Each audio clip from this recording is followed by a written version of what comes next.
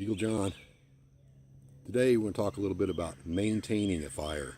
Not necessarily starting a fire, how to start a fire, how to maintain a fire, the size of your fire, what you want to use it for, so on and so forth.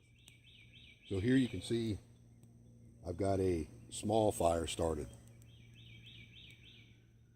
If I wanted just a little fire to go, to a continuous fire, just to keep some coals going, to keep a flame flickering, and it's hot out, like it's hot out right now. I don't want a big fire. I'm not going to cook right now. I'm just starting a fire to have a fire.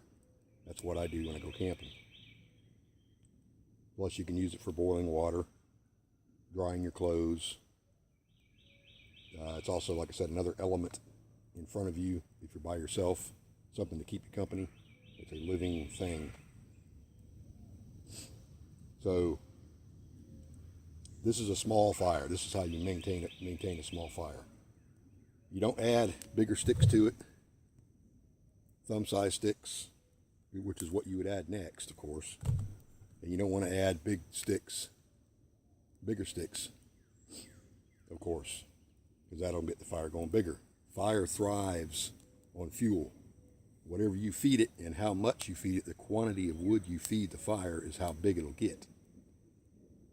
And how you maintain it lateral-wise will also tell it how far it can go and how big it can get. So as this fire burns, and I want to keep it the same height and about the same radial distance from the center of the fire,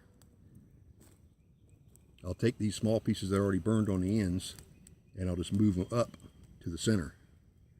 And stuff is hot, yes.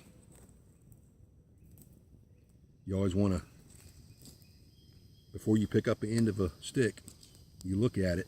Don't move fast. You look at it and touch it a couple times and then pick it up and move it. You'll see me doing this in a lot of my videos. Taking in the opposite end, of course, that's not burning, throw it on the fire. Just lay it on the fire. Don't throw it too hard, or you'll put your fire out and move, or bust your fire apart. You don't want to do that either.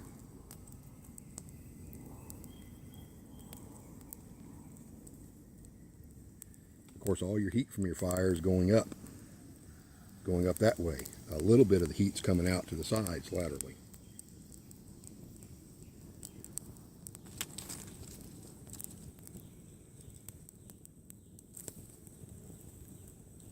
So if I want to maintain this size fire, maybe a foot high, this is all I want to do. I don't want to add any bigger sticks. And I want to keep it, if you notice, I'm keeping it at a teepee wedge shape because all the heat goes up. So you want all that heat coming up into the center of that wood.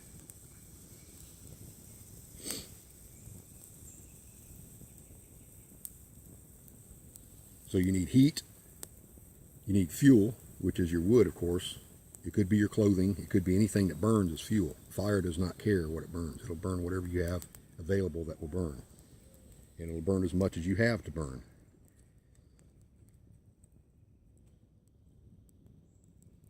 So we have heat, we have fuel, and we have oxygen. We have oxygen in the fire, at the fire.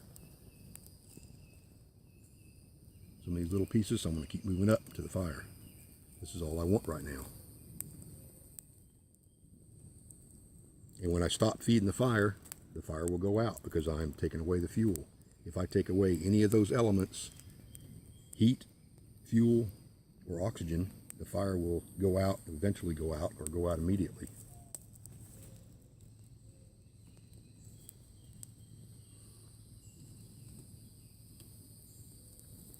This is how I maintain a small fire. This is how I maintain any size fire I want. Now if I want a bigger fire for a lot of heat, if it's winter time, I will start adding a little bit larger pieces, and I'll keep them at an angle coming up from the fire.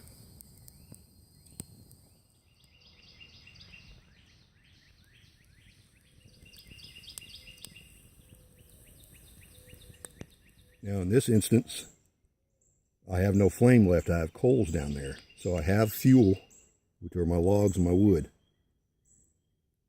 and I have heat, which is in the coals, but I don't have enough oxygen.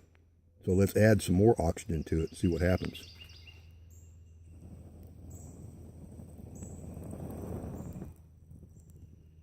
Now I have all the necessary elements in the correct quantities to make the fire work. One other small thing I'd like to mention is if you notice this smoke coming off the fire, that smoke means something's not right. It means we don't have enough oxygen, too much fuel, not enough heat, something. When you have a clean burning fire, which has no smoke, that means the fire is almost perfect. You have enough of everything to make the fire happy.